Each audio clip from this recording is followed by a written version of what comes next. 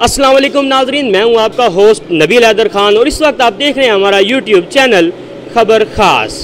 नाजरीन, आज मैं आपकी एक ऐसे नौजवान से मुलाकात करवाने जा रहा हूं जो कि एक वर्कशॉप पर मजदूरी करते थे और काबिल ज़िक्र जो बात है वो कुछ इस तरह से है कि वो जिस वर्कशॉप के ऊपर मजदूरी करते थे उसी वर्कशॉप के वो मेहनत करके मालिक बने हैं। ना सिर्फ एक वो उस वर्कशॉप के मालिक बने हैं बल्कि इस वक्त जिस वर्कशॉप पे आप मुझे देख रहे हैं उन्होंने ये वर्कशॉप भी खरीदी है। इसके साथ साथ मैं आपको उनका एक और तारुफ करवाता चलूँ कि वो एक कामयाब यूट्यूबर भी हैं। तो आइए नाजरीन, इस हवाले से हम उनसे बात करते हैं और ये मुश्किलात से कामयाबी तक का जो सफ़र है ये हम उनसे जानते हैं। कार भाई, सबसे पहले तो मैं आपका बहुत ज़्यादा शुक्रगुजार हूँ कि आपने अपने कीमती वक्त में से वक्त निकाला हमारे यूट्यूब खबर ख़ास के लिए।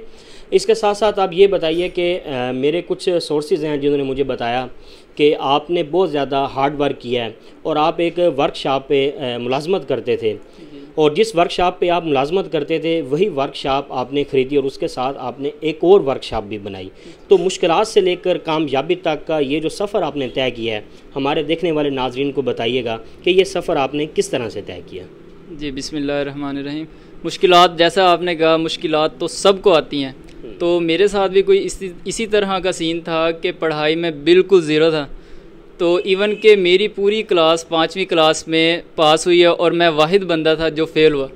तो शुरू से ही मुझे बिज़नेस का शौक़ होता था। जब मुझे 3 माह की छुट्टियां होती थी तो वो मैं अपनी गली मोहल्ले के अंदर ही छोटी सी करियाने की अपनी एक शॉप बना लेता था। 3 माह मैं पूरी वो शॉप चलाता था और उसी दौरान जो मेरी पढ़ाई का छोटा मोटा ख़र्चा होता था वो मैं ख़ुद ही कवर करता था। तो लेकिन पढ़ाई में कोई ज़्यादा दिलचस्पी नहीं थी। उसी वजह से मेरे वालिदैन ने तंग आके मुझे साइकिलों के काम पे छोड़ दिया। तो 2 से 3 साल मैंने साइकिलों का काम सीखा और किया। उसी दौरान मेरे साइकिलों की शॉप के साथ ना एक मोटरसाइकिल मैकेनिक आ गया। मोटरसाइकिल मैकेनिक ने, जब वो मोटरसाइकिल मैकेनिक आया तो मैंने देखा, उस वक्त मुझे मोटरसाइकिल भी चलानी नहीं आती थी और मुझे मोटरसाइकिल चलाने का बहुत ज़्यादा शौक़ था। तो मैं अपनी शॉप से ज़्यादा मोटरसाइकिल वाली शॉप पे टाइम देने लग गया। तो जैसे ही मैंने उधर टाइम देना शुरू किया तो मुझे वो काम ना बहुत ज़्यादा आसान लगा। तो मैंने अपने वालिदैन से रिक्वेस्ट की कि मुझे आप मोटरसाइकिल मैकेनिक का काम सिखाएं। तो उन्होंने मुझे ये कहा कि आपने 3 साल साइकिलों का काम सीखा तो अब आपको हम कैसे मोटरसाइकिलों का काम सिखाएं। तो मैंने कहा नहीं जी, मैंने तो सीखना ही मोटरसाइकिलों का काम है, मुझे शौक़ ही बहुत ज़्यादा पैदा हुआ।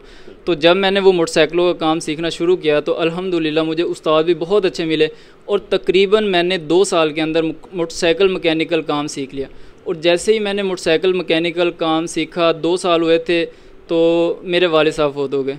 तो उस वक्त घर के जो हालात थे ना बहुत ज़्यादा पीछे चले गए, बहुत ज़्यादा ख़राब थे। लोगों के हमने पैसे देने होते थे तो बड़ी मुश्किलात थी। तो उसी दौरान मैंने अपने उस्ताद से रिक्वेस्ट की कि मुझे कोई ऐसी शॉप पे छोड़ दें जहाँ मुझे सैलरी अच्छी मिल जाए। तो मेरे उस्ताद जी ने मुझे एक ऐसी शॉप पे छोड़ दिया जहाँ मैं एज आ कारीगर काम पे गया और उस दौरान मुझे बहुत कम सैलरी मिलती थी। तो काम किया मैंने, मुझे बस एक चीज़ का यकीन था कि मैं अपने काम से उनको ये प्रूव कराऊंगा कि मैं एक अच्छा कारीगर हूँ और मैं मेहनत करने वाला बंदा हूँ। तो जैसे जैसे मैंने काम किया तो उनको लगा कि भाई ये बंदा बहुत काबिल है। उनकी वर्कशॉप में कुछ ऐसी प्रॉब्लम्स आई कि उनको वो वाली वर्कशॉप ना पार्टनरशिप पे देनी पड़ गई। तो पार्टनरशिप पे देने के लिए जब उन्होंने बंदों का इंतखाब करना शुरू किया तो उसमें सबसे ज़्यादा जो अच्छा रिज़ल्ट था वो मेरा था। तो वही वर्कशॉप जहाँ एज आ वर्कर मैं काम कर रहा था, तकरीबन 3.5 साल मैंने एज आ वर्कर काम किया, तो वही वर्कशॉप मुझे पार्टनरशिप पे मिल गई। तो पार्टनरशिप पे जब मैंने काम किया तो अल्हम्दुलिल्लाह बहुत अच्छी परफॉर्मेंस थी और वही वर्कशॉप फिर मैंने मुकम्मल वर्कशॉप ही मैंने वो ख़रीद ली। तो वो वर्कशॉप ख़रीदने के बाद तकरीबन 3.5 साल मैंने उसी वर्कशॉप में काम किया। तो काम बहुत ज़्यादा था। तो काम ज़्यादा होने की वजह से जिनकी वो वर्कशॉप थी उनको लगा कि अगर हम इस वर्कशॉप को चलाएं तो हम ज़्यादा पैसे कमा सकते हैं। तो उन्होंने मुझे ये कहा कि भाई आप अपना कोई बंदोबस्त कर लें। तो मेरे लिए कोई मुश्किल नहीं थी, मैंने पहले से ही अपना इंतज़ाम अल्हम्दुलिल्लाह कर लिया था। ये पाक बाइक रिपेयरिंग सेंटर जो दारुस्कीना रोड पे वाक़ है, जो मेरे सब्सक्राइबर हैं उनको पता है। तो उस दौरान मेरी वर्कशॉप ये पहले बन चुकी थी। तो मेरी उस वर्कशॉप का जैसे ही एग्रीमेंट कंप्लीट हुआ वो वर्कशॉप क्लोज़ करके मैं इस साइड पे आ गया। तो अल्हम्दुलिल्लाह इस साइड पे भी मेरा बहुत अच्छा काम है और बहुत ही ज़बरदस्त है।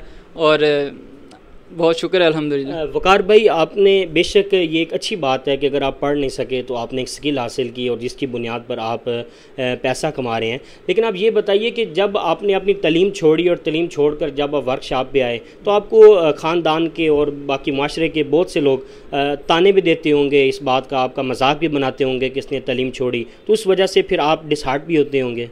जी बिल्कुल, हर बंदा यही कहता था कि यार आप तो इंतहाई नालायक बंदे हो, पढ़ाई में तो आप पाँचवीं क्लास में फ़ेल हो गए, जहाँ कोई बंदा फ़ेल ही नहीं होता।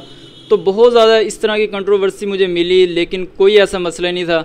मुझे पता था कि इंशाल्लाह एक ना एक दिन अल्लाह ताला मुझे भी एक ज़रूर कामयाब दे।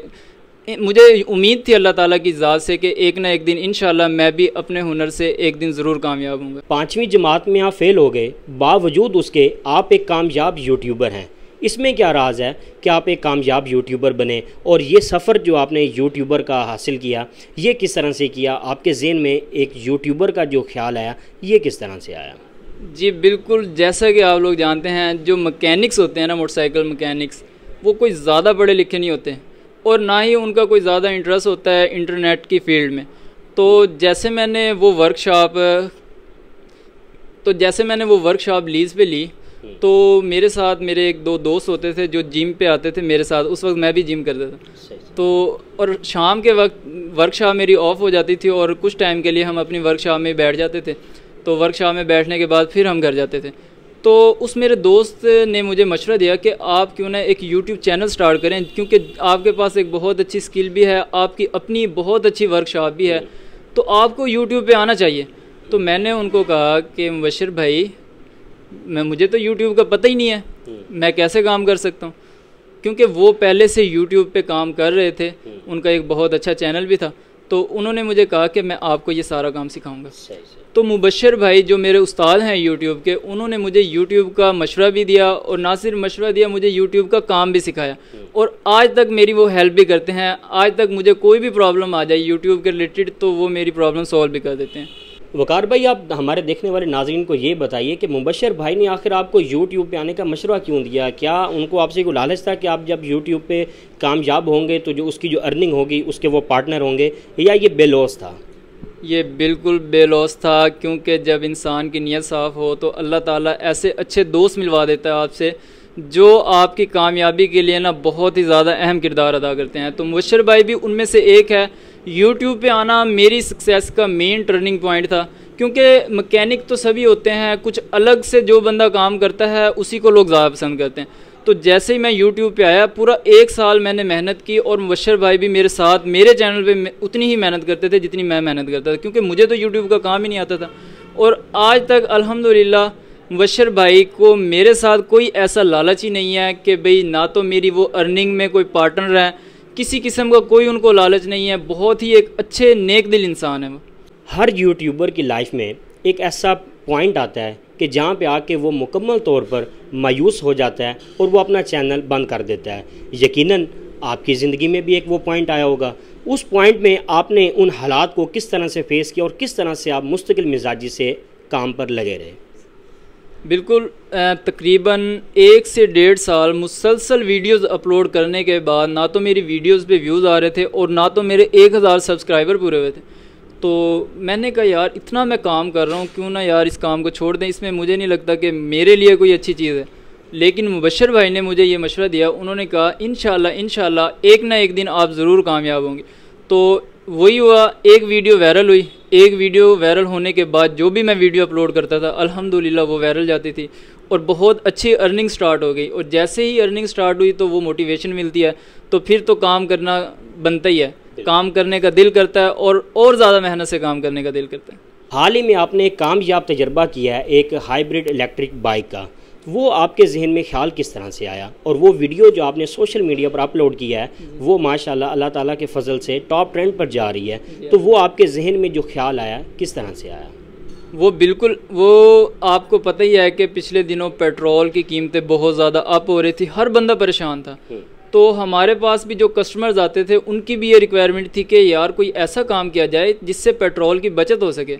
तो इसी चीज़ को मद्देनज़र रखते हुए हमने एक इलेक्ट्रिक हाइब्रिड का एक्सपेरिमेंट किया और वो एक्सपेरिमेंट अल्हम्दुलिल्लाह कामयाब हुआ। उस एक्सपेरिमेंट के कामयाब होने के बाद बहुत सारे दोस्तों को हमने वो इलेक्ट्रिक, उनकी जो नॉर्मल बाइक है इलेक्ट्रिक हाइब्रिड में कन्वर्ट करके दी। यानी इलेक्ट्रिक हाइब्रिड का मतलब ये है कि आपकी बाइक पेट्रोल से भी चल सकती है और बैटरी से भी चल सकती है। जिस जगह आपकी बाइक की बैटरीज डिस्चार्ज हों तो आप अपनी बाइक को पेट्रोल पर कन्वर्ट कर बआसानी अपनी मंजिल तक पहुंच सकते हैं। तो इससे आवाम को बहुत ज़्यादा फ़ायदा है। जो बाइक्स जस्ट इलेक्ट्रिक हैं उनको बहुत ज़्यादा परेशानी होती है कि खुदा न खास्ता अचानक से उनको लॉन्ग ट्रैवल करना पड़ जाए तो बैटरीज डिस्चार्ज हो जाएं और रास्ते में कोई ऐसा पॉइंट भी ना हो जिससे वो अपनी बाइक की बैटरीज को चार्ज कर सके, तो उनको बहुत ज़्यादा परेशानी होती है।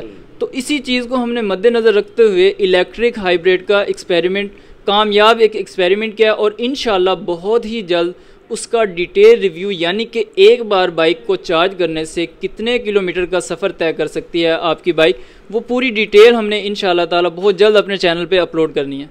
जी बिल्कुल नाजरीन, इनको वो किसी ने दूसरे शहर से डिमांड की और ये उनकी डिमांड के मुताबिक बाइक जो है वो तैयार कर रहे हैं। तो जैसे ही वो बाइक तैयार होगी इंशाल्लाह हम अपने खबर ख़ास चैनल के लिए भी उसका रिव्यू करेंगे।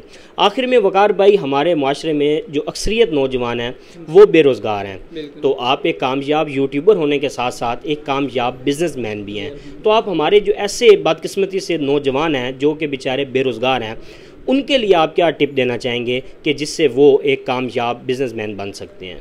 जी बिल्कुल, सबसे पहले तो मैं उनको यही मशवरा दूंगा, आप पढ़ें, तालीम हासिल करें। अगर आप तालीम हासिल नहीं कर सके किसी वजह से भी, तो आपके पास कोई ना कोई ऐसा स्किल होना चाहिए जिससे आपको अपने रोज़गार के लिए बहुत ज़्यादा हेल्प मिल सके।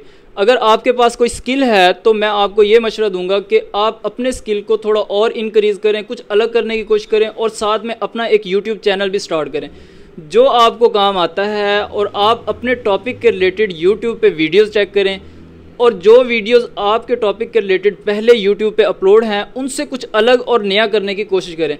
इंशाअल्लाह ताला गारंटी के साथ आप भी एक दिन ज़रूर कामयाब होंगे, यूट्यूब पे भी कामयाब होंगे। जैसे ही आप यूट्यूब पे कामयाब होंगे आपके बिज़नेस में भी आप देखेंगे आपको बहुत ही ज़्यादा हेल्प मिलेगी। जो लोग आपकी वीडियोस वॉच करेंगे वही लोग आपके पास काम करवाने के लिए भी आएंगे। मैं एक बार फिर से वकार भाई आपका बहुत ज़्यादा शुक्रगुजार हूँ कि आप हमारे खबर ख़ास यूट्यूब चैनल की ज़ीनत बने। इसके साथ ही नाज़रीन, आप मुझे इजाज़त दीजिए, मैं आपसे इजाज़त चाहूँगा और मैं उम्मीद करूँगा कि आप हमारी इस वीडियो को पसंद करेंगे। साथ में आप मेरा यूट्यूब चैनल खबर ख़ास सब्सक्राइब करेंगे, शेयर करेंगे। शुक्रिया।